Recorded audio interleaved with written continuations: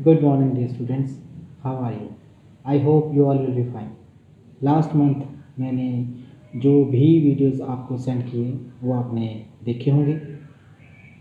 जिन बच्चों ने वो वीडियोस देखे, बजाना सीखा या फिर गाना सीखा, अपने वीडियोस बनाकर मुझे सेंड किए, I really appreciate them. Keep it up, God bless you बेटा। और जिन बच्चों ने वो वीडियोस नहीं देखे उनके लिए मैं ये रिवीजन वीडियो भेज रहा हूँ। आप इस वीडियो को देखो और सीखो। जिन बच्चों के पास हारमोनियम या कीबोर्ड नहीं है वो वोकल प्रैक्टिस यानी कि सिंगिंग प्रैक्टिस करो और इसका वीडियो बनाकर मुझे भेजो। Thanks and have a nice day. God bless you. National anthem की प्रैक्टिस करेंगे। सारे गा रे गा मा गा गा रे रे सा। Once again. सारे गा रे गा मा गा रे रे सा। जन गण मन अधिनायक जय हे भारत भाग्य विधाता। सा पा मा गा पा मा गा रे मा गा। Once again. सा पा मा गा पा मा गा रे मा गा।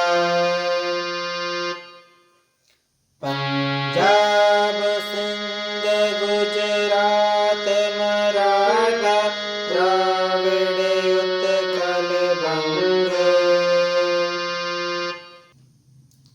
गा रे पा मा गा रे रे सा। Once again.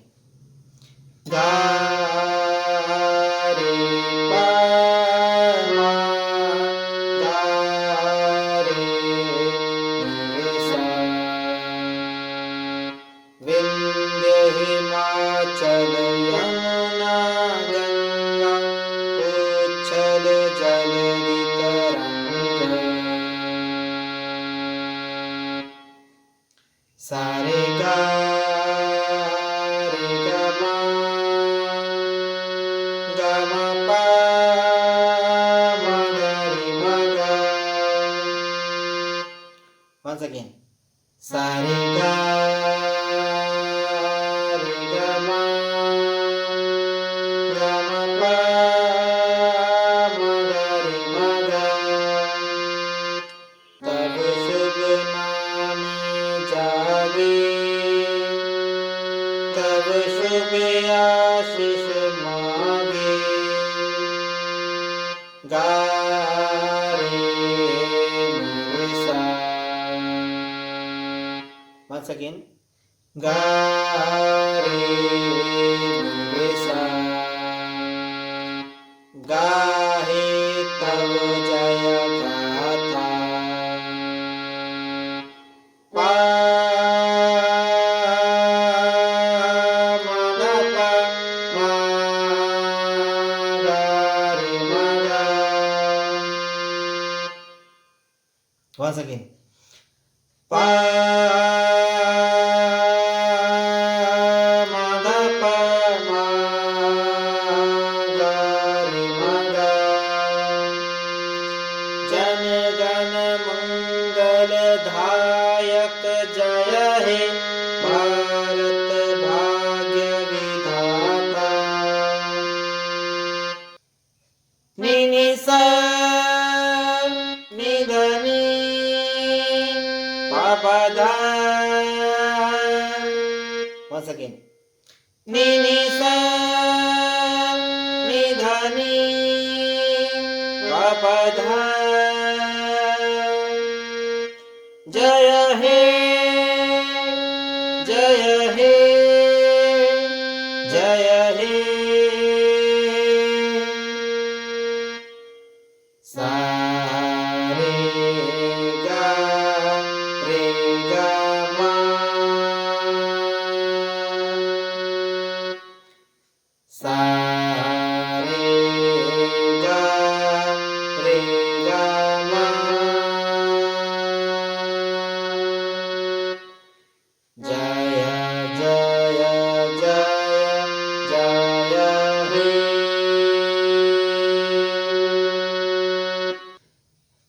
नेशनल एंथम गाने की जो टाइम ड्यूरेशन है वो है 49 सेकंड से लेकर 52 सेकंड्स के अंदर अंदर।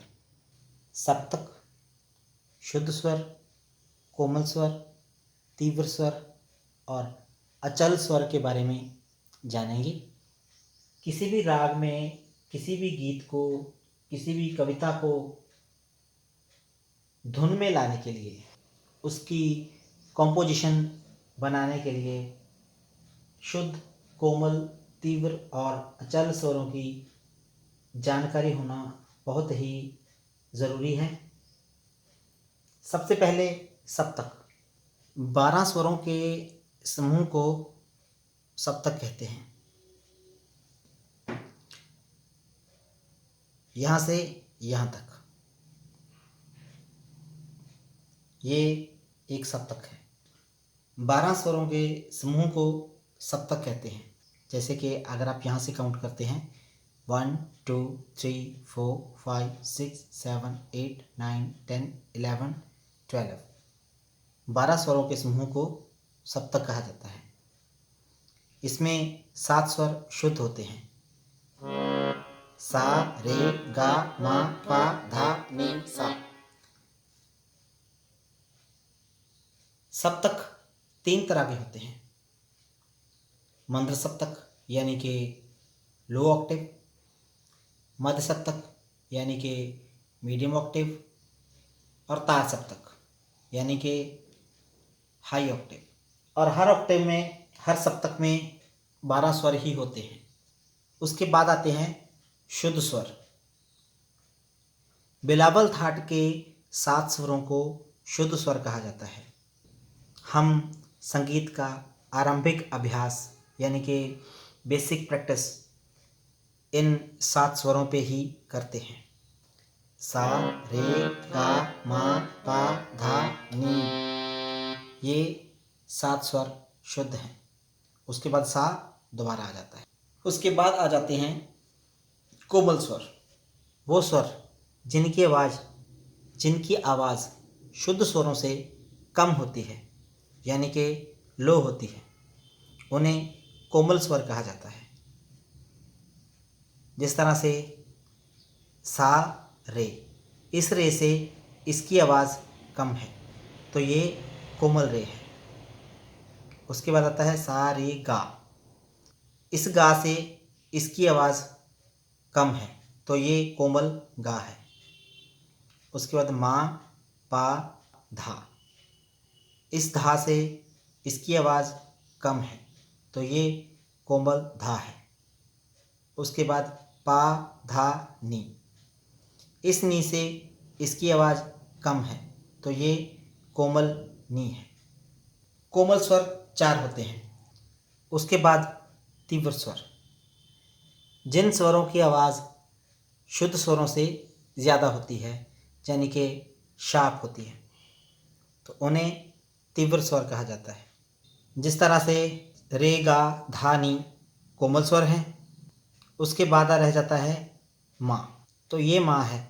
गा के बाद सीधा माँ है। गा और माँ के बीच में कोई स्वर नहीं है, लेकिन माँ और पा के बीच में एक स्वर है तो इस माँ से इसकी आवाज़ ज़्यादा है तो ये माँ तीव्र है।